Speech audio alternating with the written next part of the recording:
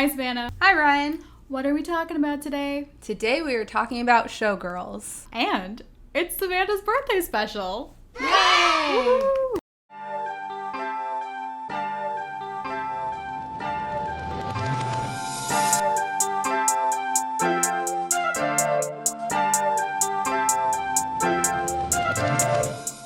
Hello, everybody. Welcome to this week's episode of Prickly Pear Primas. We are happy to have you here with us for my birthday special.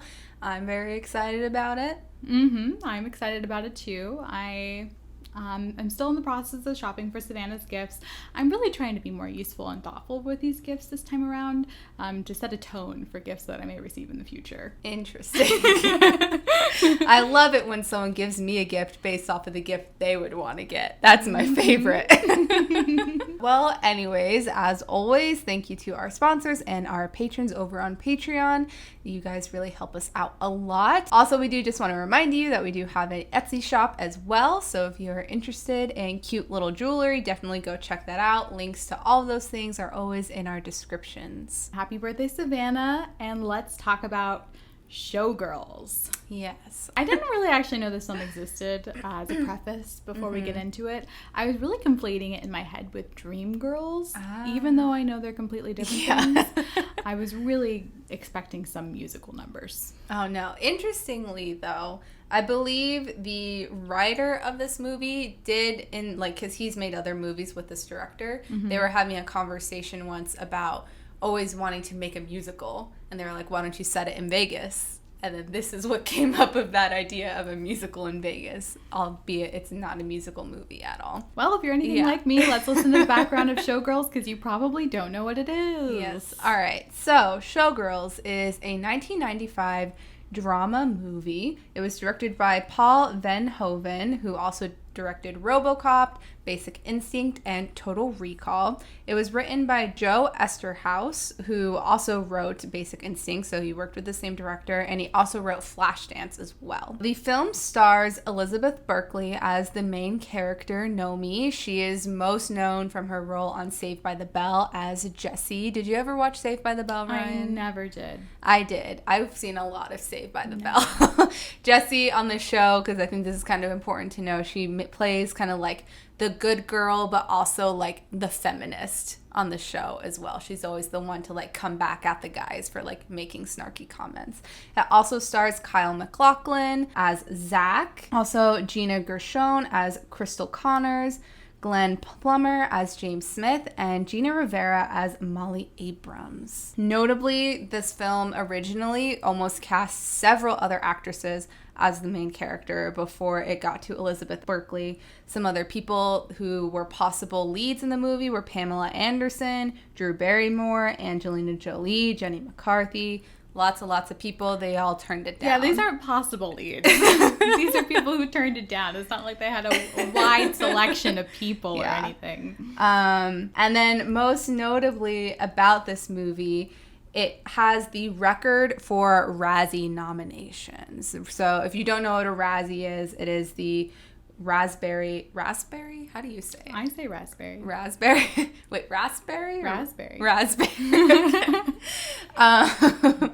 So the Raspberry Awards are basically like awards for like terrible movies. I think Twilight won one. Lots of other movies that are like notably bad have won Raspberry movies. But anyways, this movie still to this day holds the record for 13 nominations at the Raspberry Awards. So with all of that background, I would like to explain why we are talking about Showgirls today. Yeah, Savannah came to me the other day with a large list of items.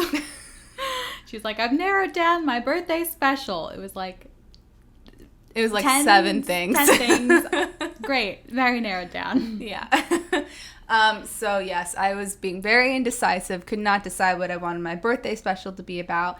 And finally, I landed on Showgirls because I've wanted Ryan to watch this movie for a while because I haven't really had anybody to talk to about it with. And I just knew Ryan would have some feelings about it. So I wanted her to watch it.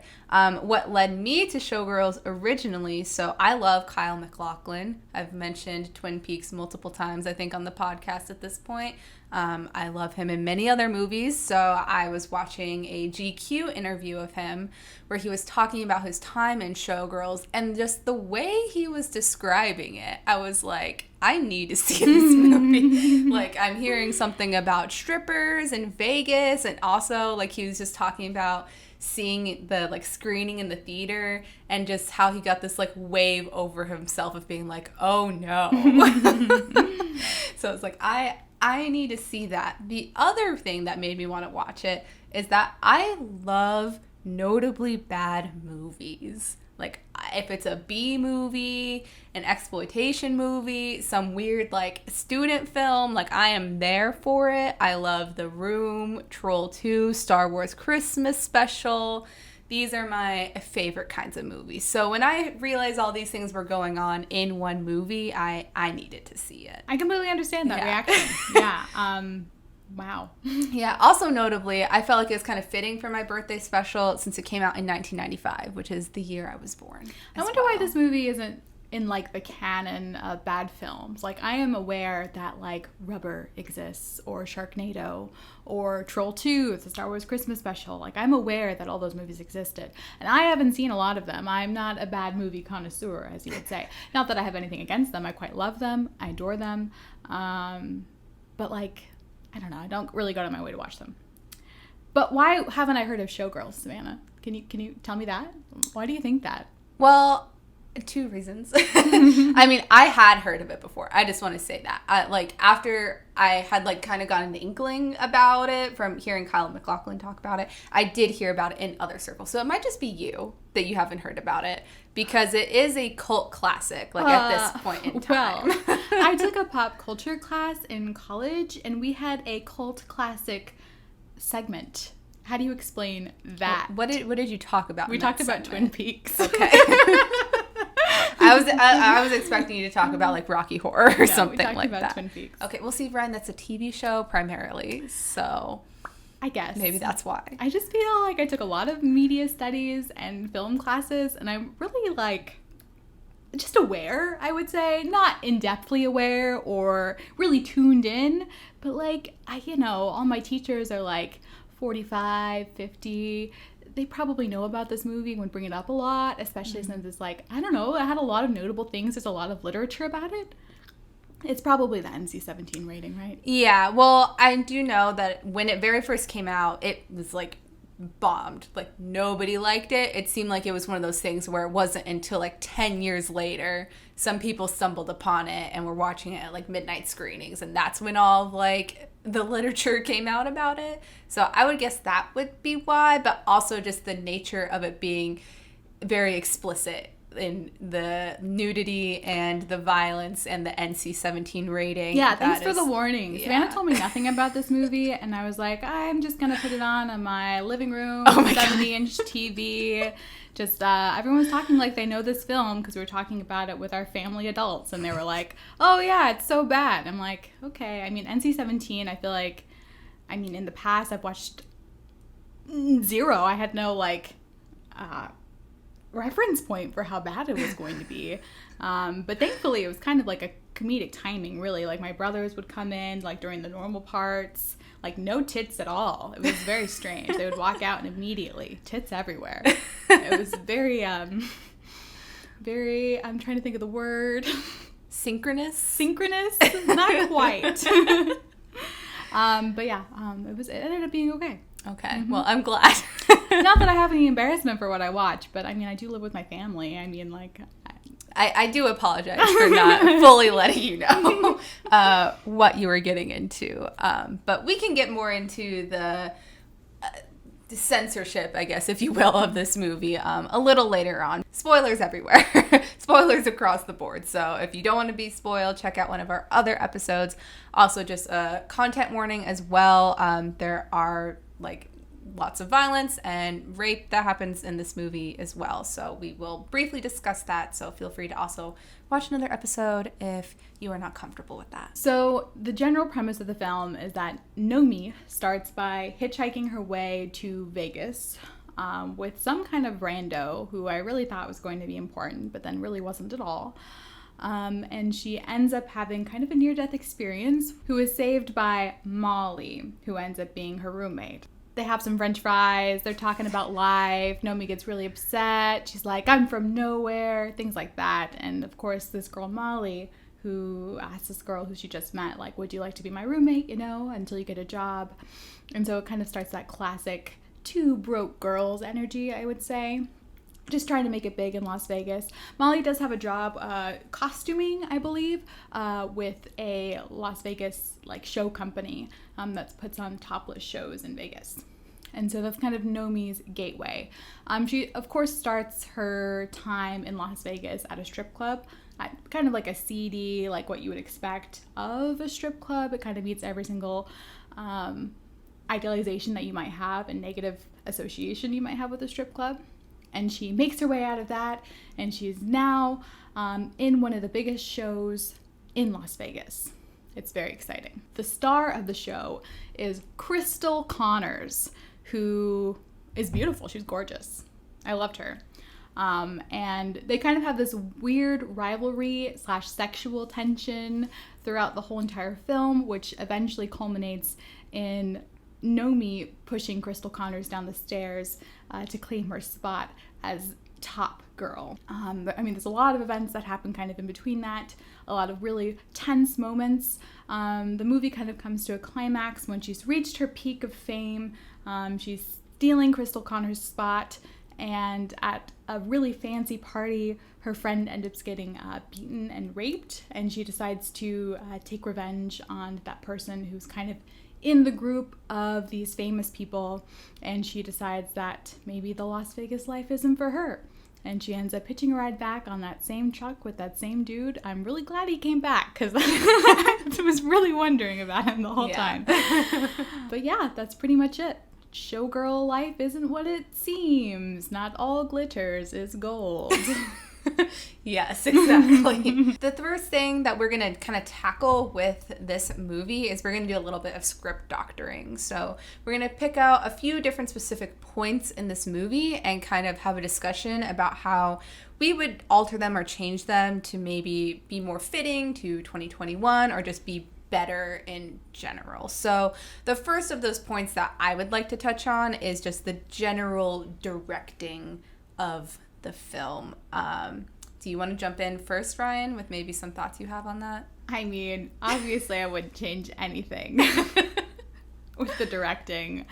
I think the directing was perfect for what the movie is. I don't think I would change a thing, because I don't know if we're trying to make it better, like classically better, like this is a serious movie now, not just a cult classic that's just notable for how bad it is that it's so good, or if we're trying to maintain the campiness. For me, this movie falls flat in the editing and just the general bloat of the film. I really enjoyed the directing overall. I think maybe there are some instances where Nomi gets really upset for no reason that I would have liked less of. Insert throwing fries here. Pretty much. I think for me, I guess in my mind of thinking of changing this movie, the first thing I thought when I watched this movie was like, this movie could be really great in kind of like a serious tone. Like, I love it as like a camp movie, but to think about it in a serious tone, like if it actually wanted to be talking about like the trials and tribulations of being like a sex worker in Vegas or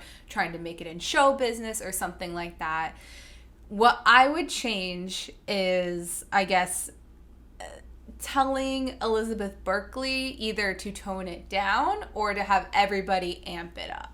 Mm-hmm. Because the director of this film has very much said, like, he told Elizabeth Berkley to act that way. Like, in every single scene. That was not her choice to act so, like, volatile at every moment. So, to me, I feel like that just created a disconnect, which is fun to watch. It is. But if you're actually trying to, I think, tell some type of story that has some, like, underlying message to it, I think it would, if you still want to try to maintain some type of like silliness or campiness, everybody would need to be amped up to like that same level versus everybody just being like, oh yeah, this is normal behavior. It did get a little tiring after a while too. Like I just was waiting for the part where Naomi would blow up. And any normal person just kind of internalizes those feelings, and they don't really speak as forwardly and vulgarly, especially if you're so low on the totem pole.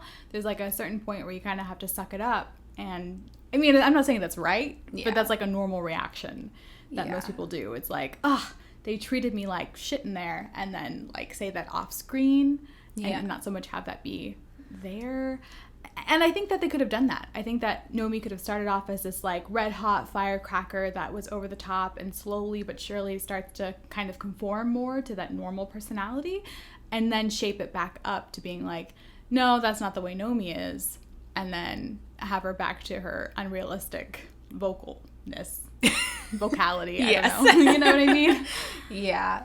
I think that just like, I don't know. I guess this is also more of like a plot or like the screenplay, but I feel like there was not a lot of development in like the interpersonal relationships, which also led to just like a disconnect. Like her suddenly like getting upset with James for sleeping with another girl when they like barely knew each other, and James being like, I was writing this dance for you, like when again they did it once together, the dance, only sort of. I would cut out James in a heartbeat. Yeah, he was really unnecessary. He was very unnecessary. I don't understand why he was there, just like I'd cut out the hitchhiking in the beginning. Yeah, definitely neither of those is really necessary. If anything, I feel like maybe I would have liked to see more of her friends from like maybe the Cheetah, her original strip club, like see them be the ones to kind of come in and be like, this isn't the real you, Naomi, because those are the people who've actually known her longer than James or many of the other characters in the movie. So kind of moving from there, let's talk a little bit about just the general like dialogue and the plot.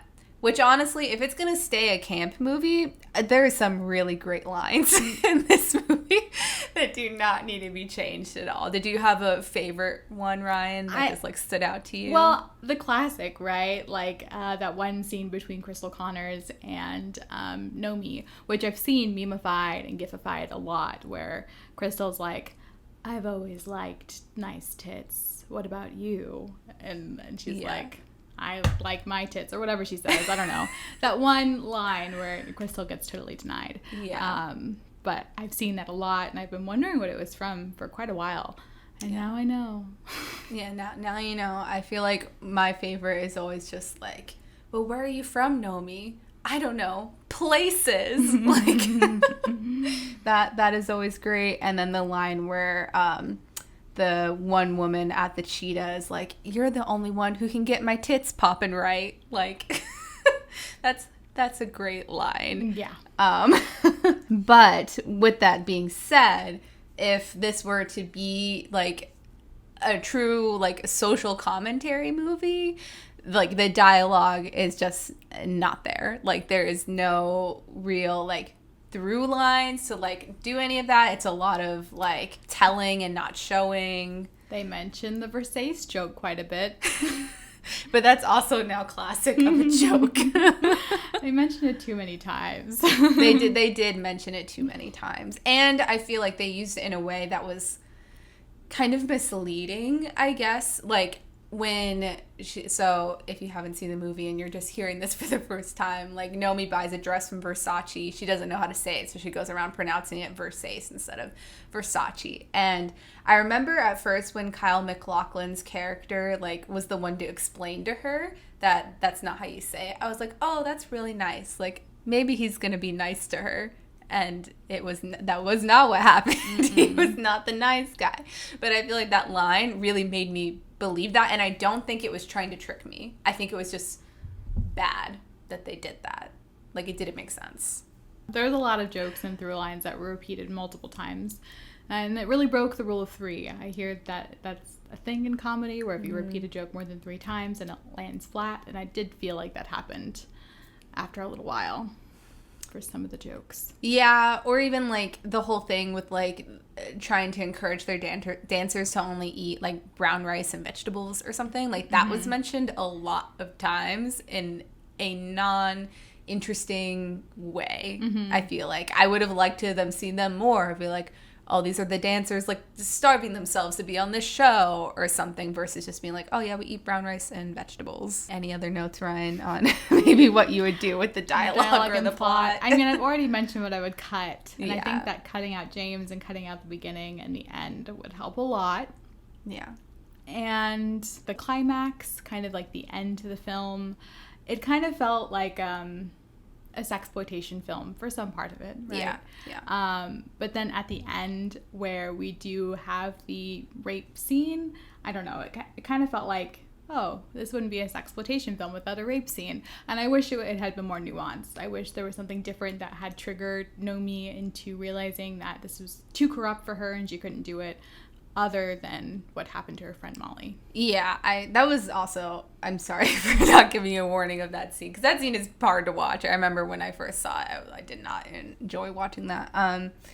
And I feel like I would have really liked for her to just have, for Nomi and Molly, to just have more of a powerful ending. Because the whole time I was thinking, okay, so Nomi goes back, she beats up this guy, she doesn't kill him, so he's gonna survive, and he's probably just gonna, like, go after maybe Molly more or something, be like, you sent your friend to go hurt me, so now I'm gonna hurt you more. Like, she just leaves Molly while she's still in the hospital. So, like, she's kind of leaving everybody in a really bad position. And I kind of almost wish that either one, like, I don't know, that she was just, like, vindicated in some better way. Like, she just, like, went back and just, like, outright killed him and, like, grabbed Molly, and then they, like, left for Los Angeles and left Vegas.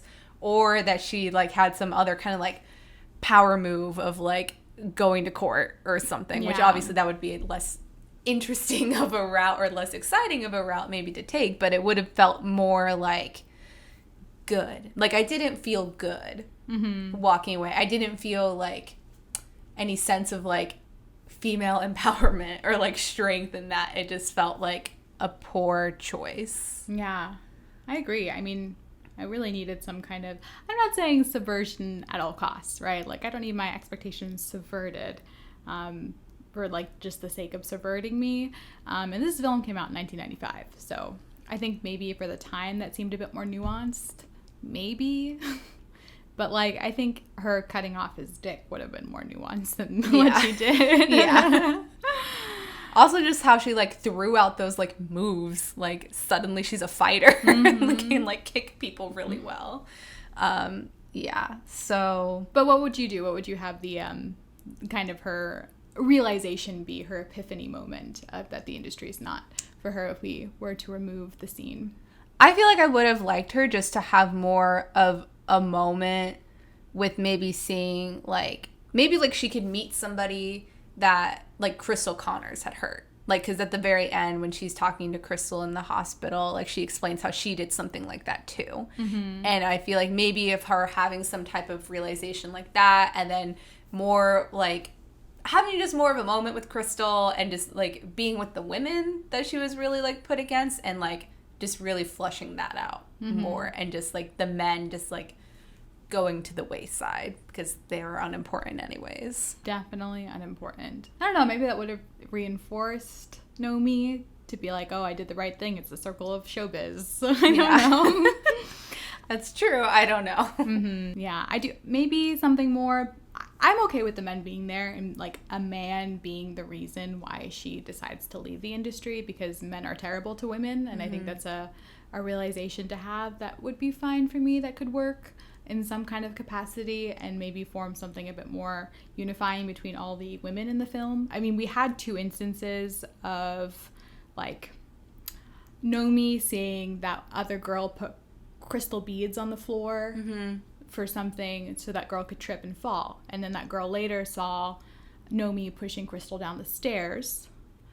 And so what if we had some kind of third repeat of that was just too much for Nomi?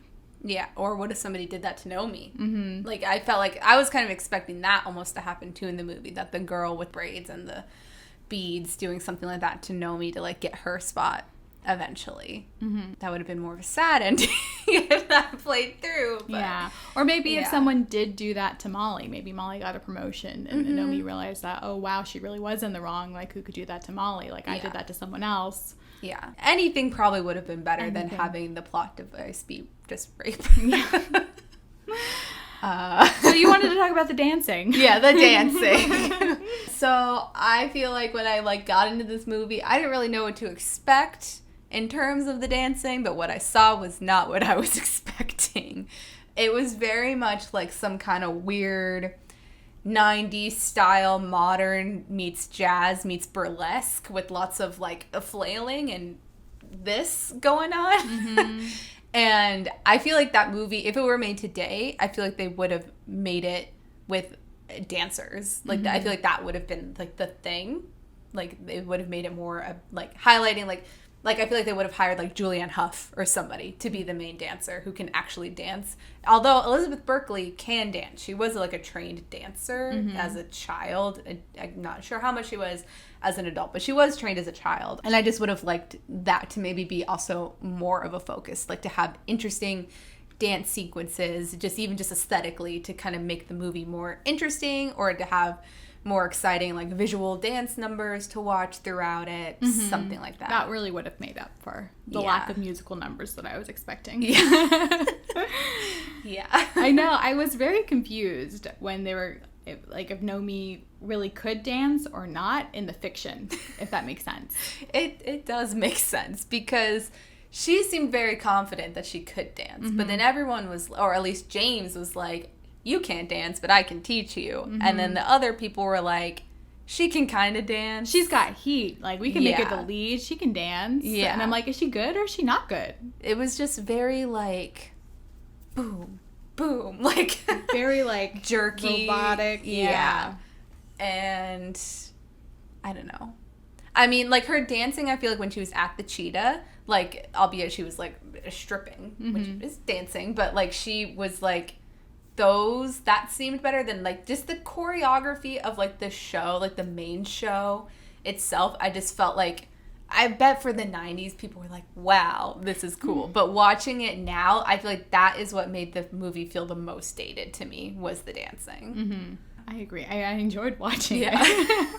I do wish there had been more dance numbers that I could watch, though. Yeah. For sure. I think it would have been really fun. Yeah. Or even if Nomi was supposed to be a good dancer, like, let's see her have her, like, Footloose moment where she's, like, upset by herself and dancing out her emotions. Mm-hmm. Maybe. I'm not going to put my stamp on that one, but you can have it. Okay. And the last thing to kind of talk about and, like, how we would alter the movie is just how the movie handles the topic of sex work, I would say. And I know that in the, like, research leading up to this movie, they did interview several, like, strippers and dancers in Vegas. However, many of those people came forward afterwards and were like, this is not at all what it's like. So it's kind of like they interviewed people for no reason. Obviously, for 1995, like, we're going to have a completely different view of what that conversation should be like since then. And it just, I don't know, it just made it feel, again, very dated and just very like, oh, like, why? Why are they saying these things? In a little bit of the movie's defense, I feel like they made the cheetah seem more welcoming. Yeah. And, like, family-oriented than the actual show, the big one, felt more cold.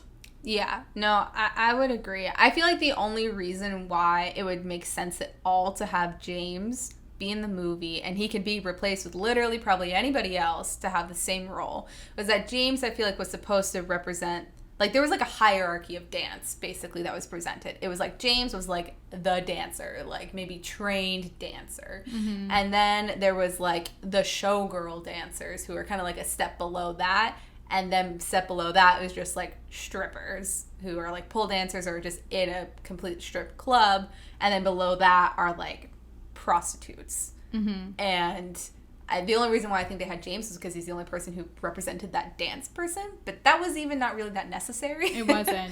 Because that was not, like, that was hardly expanded upon at all. Yeah.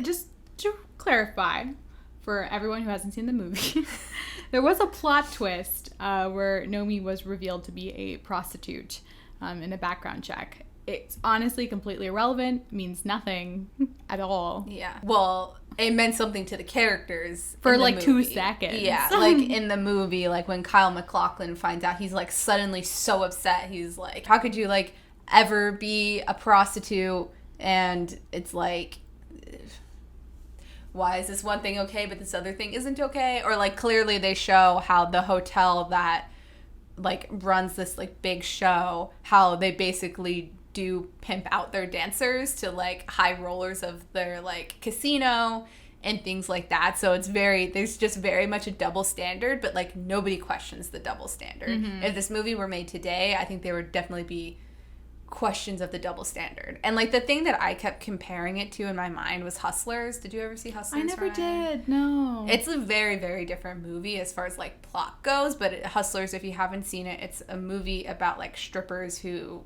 complete these like heists pretty much.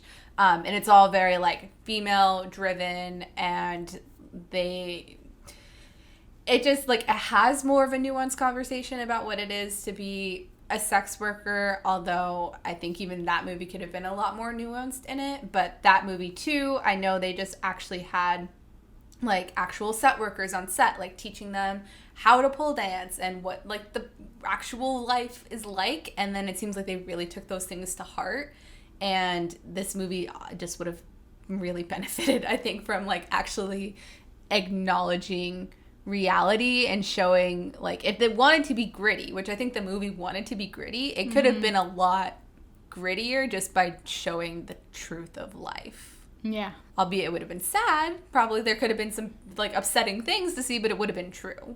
And this movie, I think, did set out to tell a moral tale of some sort. I feel like this whole thing of like making this hierarchy of sex work is kind of like the secondary moral point it was trying to make, but it was very much there. I don't know how to fix that. I feel like it would just have to be, like a lot of things would have to change. The whole new cast and directors of probably mostly women who did research and were just talking to more people, and I don't know. For our change, though, we would have some less problematic views, just make it a bit more palatable, maybe as if the movie was released in like 2010 instead of 1995. Yeah. I don't know. Or even just have like Nomi. I did not really feel like at the end, like I liked how Crystal Connors did point out like it's all the same. Like she kind of said that a couple times, like she's used the term like whore, like you are a whore, like we're all the same, we're all selling ourselves for something, which is, you know, like I can get on board with that like message, like that's okay, especially in this context. But that was not the takeaway for Nomi. Her takeaway was like, I'm turning into somebody I'm not. Yeah. Without really like accepting who she is or what her past was. And I just wish she would have had that acceptance for herself. Yeah, I think so too. She just has this like, I'm righteous, I'm right, like me all the time. Yeah. Even when she's getting revenge for her friend, I feel like it's more about Nomi than it is about her friend. Yeah. But we can kind of move on from that. Yeah. There's not really a way to address that, and I think it would take a lot more time and consideration. Yeah. So would this movie still be the same if we implemented all those changes? I mean, no. I mean, the reason why this movie is now like a cult classic success is because of the campy nature. And if you took a lot of these things out, it would no longer be that. You could, in theory, make it like a serious movie, like a serious as in like the feeling, not as in like we should take this seriously. Mm-hmm. Like you could do that, but it would not have, I think, the same flavor. Like when I was thinking about this, it made me think about in our last episode, Ryan, how you were talking about the Lion King animated version versus the live action and like the changes that they made to Scar and him just being like less like extravagant and how it just made the movie kind of like fall flat. And I feel like that's what would happen with this. Like if you took out the ridiculous dialogue and acting and directing, it would just fall flat. There would be nothing to hold on to at that point. Yeah. I kind of maintain that you could cut out some pieces. Yeah. And it would still. It's a 2-hour and 18-minute film. It is long. I was not expecting that as well. So I do think that you can take out some things and it would still be pretty much the same. And maybe have some character development or some character moments. And I think it would still be redeeming as delectable trash. I would agree. And even with, like, the problematic nature of it, I feel like, of some of the, like, parts that we've discussed, like, I feel like I know very few campy, like, truly campy movies, especially older ones, that are not problematic in some way. So that I feel like that's just kind of par for the course for this particular time period, unfortunately. Just to, like, view it as it is, like, it just is what it is. So moving on, taking off our script doctor hats, I guess just to talk about the movie as a movie. So what I was kind of most fascinated by and, like, watching the film, and like I mentioned, taking so many film studies courses, I just know that the NC-17 rating is not something that they give out lightly, and a lot of people actively work to not get an NC-17 rating just because of this film and a prior film. It's pretty much a death sentence as far as the box office goes. I kind of wanted to ask the question, like, if we were to, at the time when the movie was releasing, do you think that was worth the risk to make it an NC-17 movie? No. I mean, just, like, financially, any type of, like, success they could have had in the moment of the movie coming out, no. Because, I mean, just the reality of an NC-17 movie is, like, no one's going to see it. I mean, some people are going to see it, but it's going to be just way less accessible. But it was just so new at the time. So Yeah. the NC-17 rating came out in 1990. Yeah. So at that point, it'd only been around for 5 years. So they were probably like, we can break into this new rating and maybe it'll open a door. Yeah. Well, I mean, you asked if the risk was worth it. Yeah. It didn't seem like it, at least looking back on it, it did not seem like it played out. I do know, like, basically everyone who was in the movie was like, this is my chance to get into some, like, gritty shit. Like, Kyle MacLachlan said that, like, he was like, oh, I always had this, like, good boy image. This was going to be my chance to be the bad boy. And Elizabeth Berkley, coming from Saved by the Bell, same thing. Like, her show had just gotten canceled, and she's like, this is my chance to no longer be a child star. Like, now I get to be an adult and be graphic. And so, probably to everybody in the production, they were like, yeah, this is it. This is our, like, thing. And I did not seem worth it. I think it paid off in the long term. In the long term. I mean, like we've said, like, it has had success. Elizabeth Berkley, I believe, did go on to be on Dancing with the Stars. I think she is picking some things up now. Yeah. But when I watched it, I really thought everything was on purpose. I really didn't think it was that bad of a film. No. No, I really didn't. I was actually, like, quite impressed. Just out of context. Like, I recognized the badness of it, but it seemed like it was a conscious criticism. That's the word I'm looking for. It seemed conscious to me. It seemed like the director and the writer were aware of what they were doing. Obviously not. I understand that the reception at the time wasn't like that. But it seemed like they were trying to criticize what it's like for a Vegas showgirl, like someone trying to rise in the ranks, like it's all for nothing. And the fact that that happened to Elizabeth Berkley as well, like all of her rise as like a small girl was all for nothing. Like the fact that those two things mirrored, yeah, the ultimate pinnacle of criticism. Yeah. On YouTube, Broe Deschanel has a really good video about this, and she's specifically looking more so at, like, the camp of the movie, but she does talk about Elizabeth Berkley and how, like, her performance in itself, I feel like, is good. Like, if you just think about Elizabeth Berkley, like, she is so, like, honest. Like, you can see she's really trying, like, her best, and she is doing what the director is asking her to do. So, like, she did do what she was told. Did it look a little strange from the outside? Sure, but that's not in her control. Like, she was doing what she was told. There was editing, like, all that stuff. We're kind of getting off the point now of it being NC-17, but I don't know. Do they even, like, do movies even come out anymore at NC-17? I know there was one recently who was going to get an NC-17 rating, but they had to resubmit it. Some edits were made, but then they'll be, like, re-released as like NC-17 on DVD. Like you can buy that version. A lot of Quentin Tarantino stuff I think does happen too. I just saw this recently about like some Harley Quinn animated thing.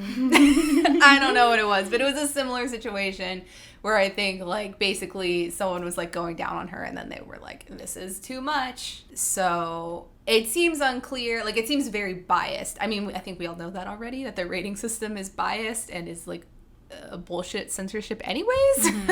But they specifically, from what I've seen, a lot of NC-17 ratings do lean more towards being like, this is bad because women are having orgasms or women are naked or something to that degree. This one spun the opposite though. There were a ton of naked women, but like 0 penises. Did you notice that? Yeah, there were no penises. Which is wild to me. Yeah. Maybe it was just the sheer volume of the naked women that led to that happening. I don't know, but it was very odd to me. Anyways, we can put on our feminist monocles now and look at this film as, is it a feminist masterpiece? I just want to read this quote from the writer. The message is about a young woman who refuses to sell her soul, who refuses to sell out against the forces of corruption, he said on Today during the release. It's a spiritual message, and forgive me, but I think it's almost deeply religious message on a very personal level. I wanted to talk about how at the time the writer was saying that he wanted young girls to like get fake IDs and sneak into the movie just so they can see the feminist message of this film. Okay. See, this is what I was kind of saying before, is I don't feel like it had a feminist message in the end. I feel like it tried, but it did not get there. Because in the end, at least for me, if I'm thinking about the feminist message, I'm thinking like sisterhood. Which there was some like little glimpse of sisterhood of her like saying sorry to Crystal Connors and like sort of trying to help Molly, but it felt very self-serving. And I would have liked it if it was more so to be about feminism or have like be feminist. I would have liked more development just in her relationship with the other women in the movie.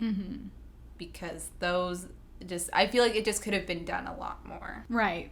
And then the fact that it's about like her holding her own morals against like this corruption, quote unquote. I don't know.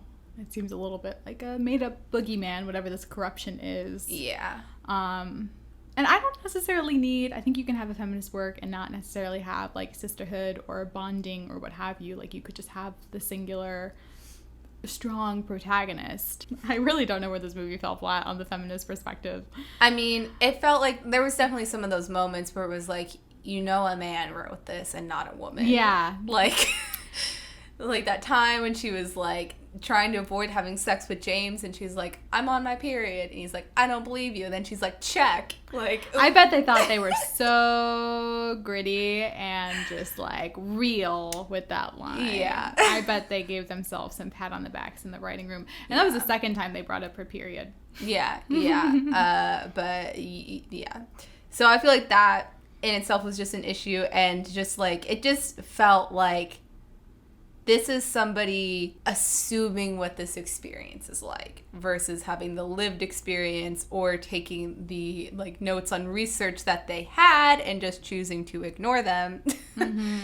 And those things I feel like made it fall flat for me as a feminist work. Even just if there was just at least like her Nomi coming to terms with her like past and like having like solicitation on her record, like that would have been enough for me to be like, okay, there's a little bit there. But since that wasn't even there was nothing. I see how they tried. They tried. They didn't quite get there though. I did think it was interesting since you brought up those quotes from the writer. I also found a quote from the writer where he said, I wrote Showgirls at the single most turbulent moment of my life. The stuff I've done since then has more warmth, more humor, and is more upbeat. So it seems like they have a lot of different quotes before the movie came out and after the movie came out. It definitely seems that way. I know that, I don't know, they probably, like, were really trying to, like, sell it at a certain time, and then they realized it was bad, and now that people are kind of into it again, they're like, oh, this is okay. But I know, like, Kyle MacLachlan, like, he said he didn't even do any press after the movie came out. And I'm not sure that I blame him.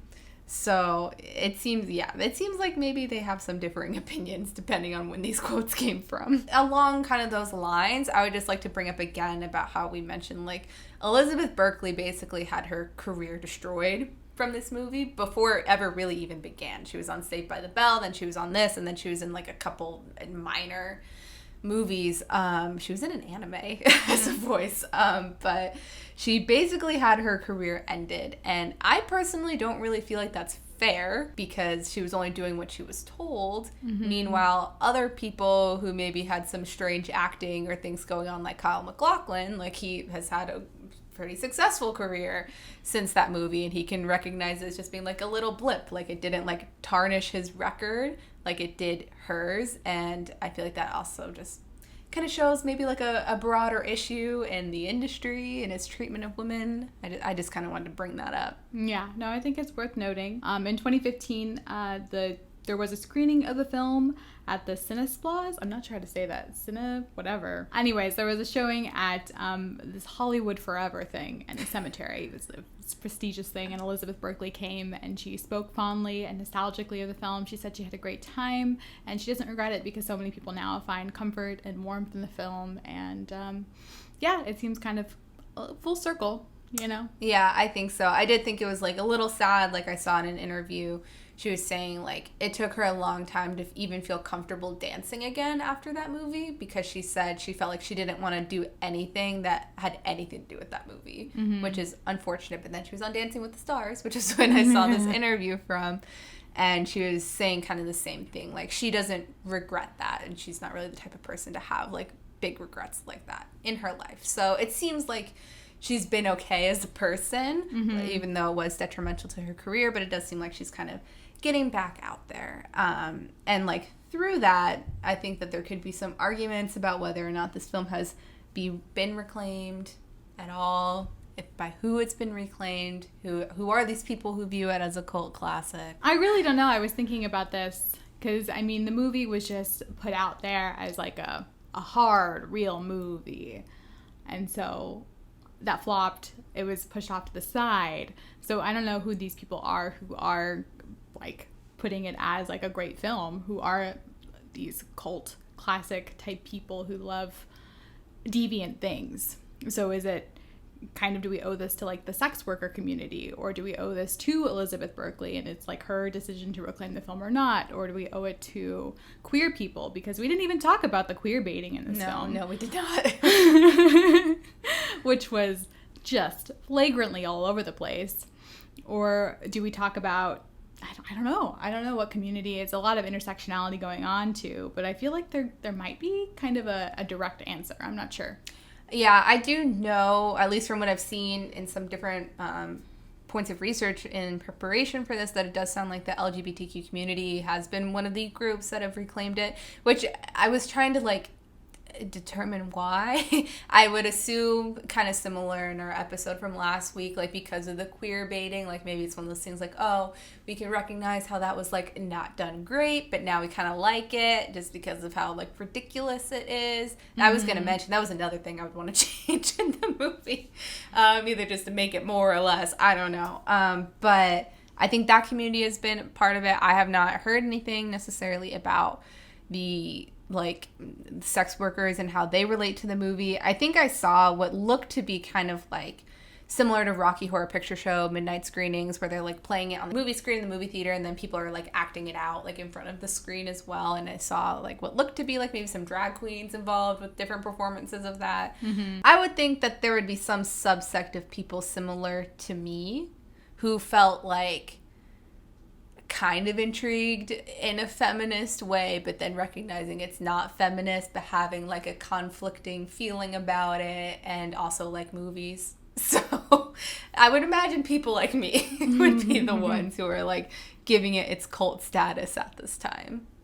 Gotcha. Because I really like other, like, just straight up, like, sexploitation movies of, like, the 70s and the 60s. Like, some of them are too bad to, like, get past. But there are some, and quite a few, that are actually directed by women and are really good and probably would be given this, like, NC-17 rating. At the time, they were probably just, like, rated X or whatever. But I like a lot of those movies, too. So I would think that whoever is like me and likes those movies and has maybe a feminist lens, sort of, or likes LGBTQ things, they would be the ones also. Anything else, Ryan, that we would like to wrap up this conversation on Showgirls about? There is a lot of discussion about Showgirls. A lot. So if you want to go out there, there's books, there's journal articles, there's a take on Showgirls that I find delightful and I think pretty much resonates with everyone who views this film as something to be reclaimed. And this is a quote from John Waters when he first saw it. Showgirls is funny, stupid, dirty, and filled with cinematic cliches. In other words, perfect. Even better, the writer and director, no matter what they say today, don't appear to be in on the joke. I saw the film opening night in Baltimore with an audience that took it seriously. That's what Vegas is really like, I heard a woman whisper to her husband without a trace of irony as she exited the theater. Showgirls will hold up.